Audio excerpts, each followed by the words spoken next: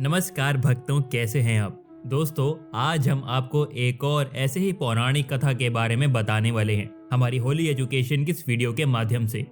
पौराणिक ग्रंथ के अनुसार महाराज दिलीप एक बार अपने गुरु महर्षि वशिष्ठ के आश्रम में गए, जहां इन्होंने उनके गाय कामधेनु पुत्री नंदिनी की रक्षा का प्रण लिया।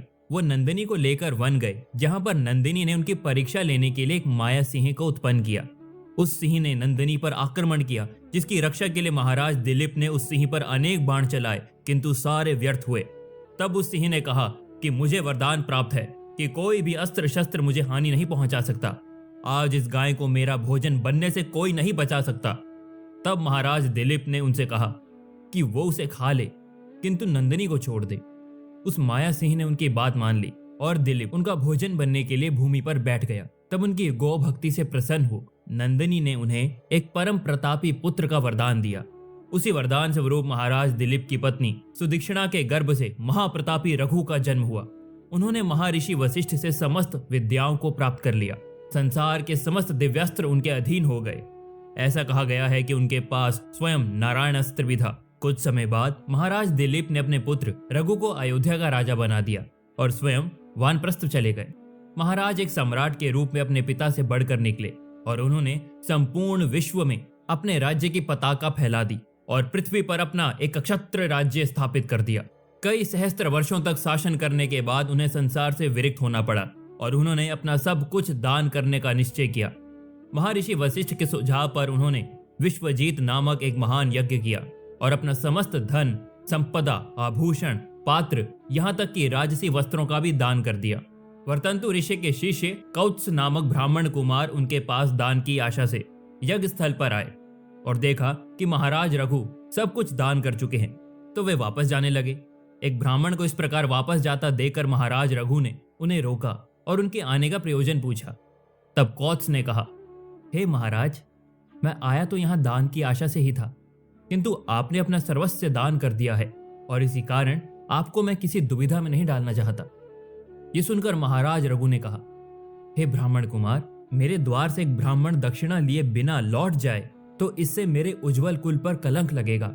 आपको जो भी चाहिए आप निसंकोच कहें, मैं आपको वचन देता हूं कि मैं आपकी दक्षिणा अवश्य दूंगा। तब कौत्स ने कहा कि उन्हें दक्षिणा में 14 करोड़ स्वर्ण मुद्राएं चाहिए।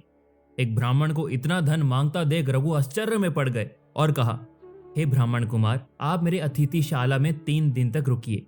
मैं इन 3 दिनों में किसी भी प्रकार आपकी दक्षिणा का प्रबंध कर दूंगा। तब कौत्स ने उनकी बात मान ली और वहीं रुक गए। बाद में महाराज रघु ने अपने महामंत्री से पूछा कि इतना धन कैसे प्राप्त किया जाए।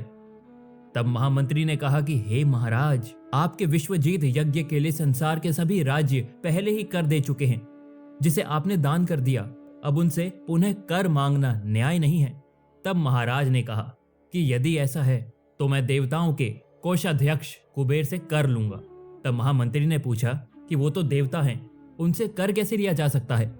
इस पर महाराज ने कहा कि वे भले ही देवता हों, पर रहते कैलाश के निकट अलकापुरी में हैं, जो पृथ्वी पर ही है। मैं इस पृथ्वी का सार्वभौम राजा हूं, इसीलिए मेरा कुबेर से कर लेना न्याय संगत है। तब उनके महामंत्री ने संदेह जताया कि कदाचित कुबेर उन्हें कर ना दे। ये सुनकर महाराज रघु ने उन्हें अपना रथ सुसज्जित करने को कहा। उन्होंने कहा कि कल प्रातः मैं कुबेर से युद्ध करने जाऊंगा और रात्रि भर उसी रथ पर सोते रहे।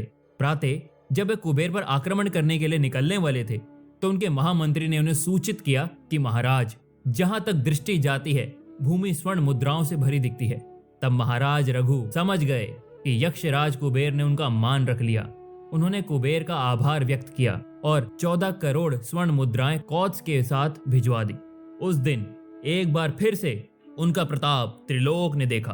तभी से उनका कुल रघुकुल के नाम से विख्यात हुआ और ये कहावत आरंभ हुई। रघुकुल रीत सदा चली आई, प्राण जाए पर वचन न जाए।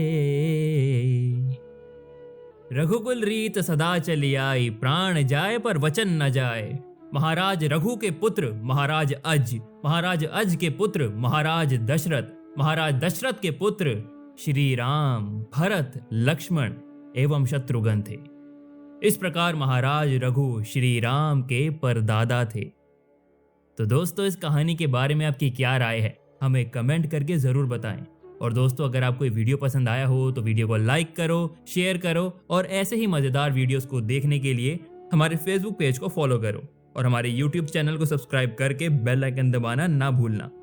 जय श्री राम।